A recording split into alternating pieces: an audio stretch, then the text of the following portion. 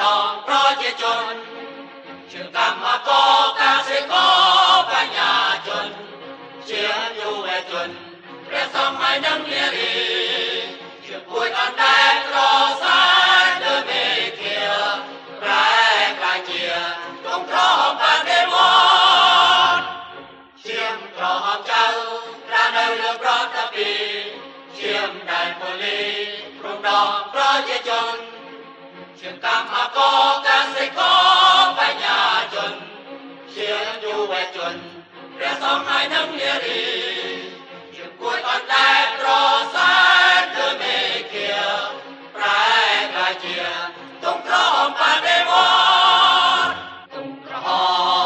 មអត់ដែលហើយមិនយើងអើយពួកវាសម្រាប់ពេលខ្មៅទងក្រហ